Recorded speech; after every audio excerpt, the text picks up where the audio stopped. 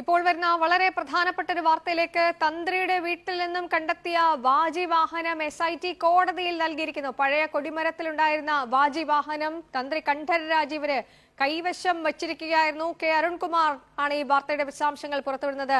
അരുൺ, അപ്പോൾ ഇത് ഹാജരാക്കിക്കൊണ്ട് SIT വ്യക്തമാക്കുന്ന കാര്യങ്ങൾ എന്തൊക്കെയാണ്? അതെ, വളരെ പ്രധാനപ്പെട്ട ഒരു നടപടിയാണ് SIT നിന്നും ഇപ്പോൾ ഉണ്ടായിരിക്കുന്നത്.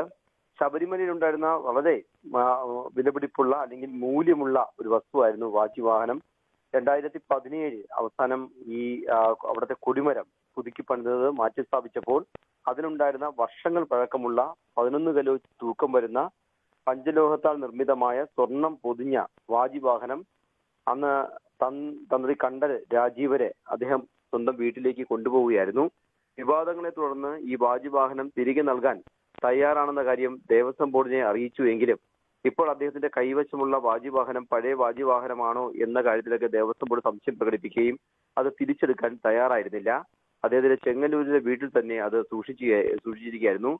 ഈ കട്ടളപ്പാടി കേസുമായി ബന്ധപ്പെട്ട് തന്ത്രിയെ അറസ്റ്റ് ചെയ്തതിനു ശേഷം SIT സംഘം അവിടെ റെയ്ഡ് നടത്തുകയും അവിടെ നിന്നും ഈ സ്വർണ്ണപ്പണിക്കാരുടെയൊക്കെ സാന്നിധ്യത്തിൽ ആ വാജി വാഹനം പരിശോധിച്ച് കസ്റ്റഡി എടുക്കുകയും ചെയ്തു. ഇന്ന് കൊല്ലം വിജിലൻസ് കോടതിയിലാണ് SIT സംഘം ഈ വിലപിടിപ്പുള്ള വാജി വാഹനം സമർപ്പിച്ചത്. ഇത് ഒരുപക്ഷെ ഈ അന്വേഷണത്തിലേക്ക് ഒരു പ്രധാനപ്പെട്ട തെളിവായി മാറുകയാണ്. മാത്രമല്ല, തന്ത്രിയുടെ അധികാരങ്ങൾ സംബന്ധിച്ചൊക്കെ ഇനി കോടതിയിൽ പലതരത്തിലുള്ള ഈ വാദപ്രതിവാദങ്ങളൊക്കെ നടക്കാനിരിക്കുകയാണ്. ഈ വാജി വാഹനവും കോടതിയിലേക്ക് എത്തുന്നത് അദ്ദേഹത്തിന് അത് കൈവശം കൊണ്ടുപോകാനുള്ള അധികാരം ഉണ്ടായിരുന്നു തുടങ്ങിയ കാര്യങ്ങളൊക്കെ ഇനി പരിശോധിക്കപ്പെടേണ്ടതാണ്. ഇവിടെ തന്നെ ചില സംശയങ്ങൾ തന്ത്രിയെ അനുകൂലിക്കുന്നവരും അദ്ദേഹത്തിന്റെ അഭിഭാഷകരും ഉയർത്തുന്ന ഒരു സംഭവമുണ്ട്. ബോർഡ് എടുക്കുന്ന തീരുമാനത്തെ അദ്ദേഹത്തിനെ തിരുത്താൻ വേണ്ടി കഴിയുമോ? അദ്ദേഹം ഈ സ്വത്തുക്കളുടെ സംരക്ഷകനായി മാറുമോ? തന്ത്രിയുടെ പവർ സംബന്ധിച്ചൊക്കെയുള്ള ചർച്ചകൾ വരുന്ന സമയത്താണ് തനിക്ക് ഈ വാജി വാഹനം കൊണ്ടുപോകാൻ അധികാരമുണ്ട്, അതുകൊണ്ടാണ് വീട്ടിലേക്ക് കൊണ്ടുപോയത് എന്നായിരുന്നു അന്ന് ഈ വാജി വാഹനം കാണാനില്ല സംബന്ധിച്ച് ഏഷ്യാനെറ്റ് ന്യൂസ് വാർത്ത പുറത്തു കൊണ്ടുവരികയും ആ വാജി വാഹനം തന്റെ കൈവശമുണ്ടെന്നും തിരിച്ചു കൊടുക്കാൻ തയ്യാറെന്ന് അന്ന് തന്ത്രി പറയുകയും ഈ വാദങ്ങളൊക്കെ പുറത്തു വരികയൊക്കെ ചെയ്തത്. അപ്പൊ എന്തായാലും ബോർഡ് പോലും എടുക്കാൻ തയ്യാറായിരുന്ന ആ അമൂല്യമായിട്ടുള്ള വസ്തു തന്ത്രിയുടെ വീട്ടിൽ നിന്നും പോലീസ് കണ്ടെത്തിയ വസ്തു ഇപ്പോൾ ജുഡീഷ്യൽ കസ്റ്റഡിയിലായിരിക്കുകയാണ്.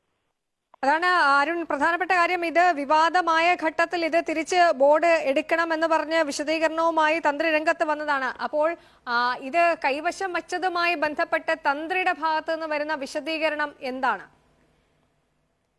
അത് സംബന്ധിച്ച് ഇനി തന്ത്രിയെ കസ്റ്റഡിയിൽ വാങ്ങി ചോദ്യം ചെയ്യുമ്പോഴൊക്കെ ആയിരിക്കും ഈ വാജി വാഹനം സംബന്ധിച്ചുള്ള കാര്യങ്ങളിലേക്ക് പോവുക.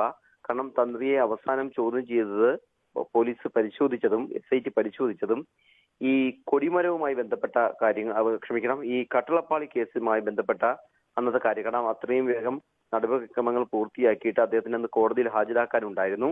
എന്തായാലും രണ്ടാമത്തെ കേസിൽ കൂടി ഇന്ന് അറസ്റ്റ് ചെയ്യാനുള്ള അനുമതി കോടതി നൽകിയിരിക്കുന്നു. അപ്പൊ 2 കേസുകളിലും അറസ്റ്റ് ചെയ്ത് കഴിഞ്ഞാൽ അദ്ദേഹം ജയിലിൽ പോയി അറസ്റ്റ് ചെയ്ത് കഴിഞ്ഞാൽ സ്വാഭാവികമായിട്ടും അദ്ദേഹത്തെ കസ്റ്റഡിയിൽ വാങ്ങും.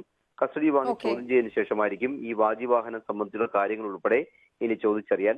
പ്രാഥമിക ഘട്ടത്തിൽ നേരത്തെ പറഞ്ഞതുപോലുള്ള കാര്യങ്ങൾ തന്നെയാണ് അദ്ദേഹം പറയുന്നത്. ആ വാജി വാഹനം കയ്യിൽ വെക്കാൻ തന്ത്രി കുടുംബത്തിന് അധികാരമുണ്ട്, അതുകൊണ്ട് കൊണ്ടുപോയി എന്നതായിരുന്നു. ശരി, അതിലാണ് ഇനി വ്യക്തത വരേണ്ടത്. തുടർ ചോദ്യം ചെയ്യലിലായിരിക്കും അക്കാര്യം വ്യക്തമാവുക. കെ അരുൺകുമാറാണ് വിവരങ്ങൾ നൽകിയത്.